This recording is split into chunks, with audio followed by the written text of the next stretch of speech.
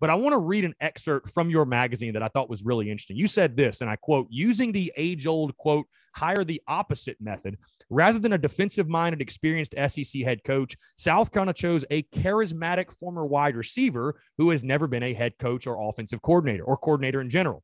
I'm not sure if Gamecock fans will love this or hate it, but that description sounds eerily similar to the two-time national championship coach located 2 hours northwest of Columbia. And I will agree with you. It makes my stomach turn because there's been a lot of that comparison, and you never really want to compare yourself to your hated rival, right? You never want to be like, let's just draw a bunch of comparisons and just talk about how we're so similar to our rival, right? Either way, though, the point stands. Going to a more CEO approach, a coach who, while he maybe has never been a coordinator, never been, a head coach, of course, but never a coordinator, certainly, a guy who can take over as the CEO, can handle the recruiting, can hire really good coaches around him and let them do the coaching. But what did you expect from South Carolina on the coaching search? And when they landed on Shane Beamer, what were your initial thoughts on that hiring?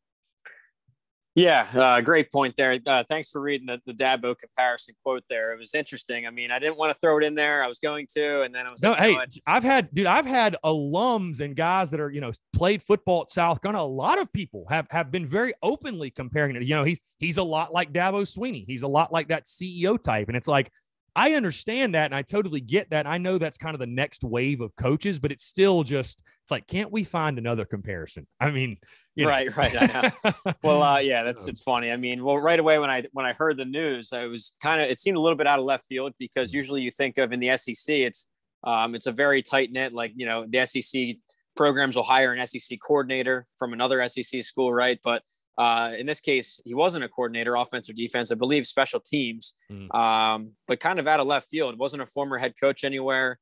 Like sometimes you see teams hire up like a group of 5 guy that's been great at the head coaching role. But yeah, so it was kind of out of left field. But when you dug into it a little bit, it started to make sense. He's got all the charisma needed down there to recruit. You saw that at media day. You hit on that. He was drawing great reviews from his first media day. And I'm sure that converts into the living room when he's recruiting. So, charisma's there. And then the other thing is the staff building around him. So if you're going to be that CEO type, you got to be able to put a great staff around you. And I like what he did in terms of modernizing the offense, where, spending 3 years alongside Lincoln Riley at Oklahoma, he learned that offense, that recent offensive innovation, probably the best in the game, and went and hired a guy who was exposed to the other one, LSU, that Joe Brady offense from 2019. So with the mix of, those LSU air raid roots, and then what he learned at Oklahoma, which was air raid pass concepts blended with a physical downhill run game. That's kind of a mischaracterization you see when you think of Oklahoma as a SEC fan or a national fan. You just think, oh, they're the air raid, Mike Leach. Not so much. It's really, yes, they have some of those concepts in the pass game, but they want to just smack you in the mouth in a downhill run game. So it's a good balance, good blend.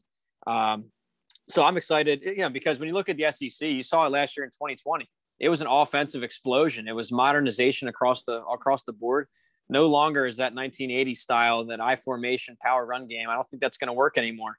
So I think that it was at least staying afloat or treading water, whatever you want to call it, with this offensive evolution in the SEC right now. So schematically, it seems like a good hire on paper, and charisma wise, it looks great. And it seems like the fan base is re-energized and all together, unified, which wasn't the case a few years ago. So I think, so far so good.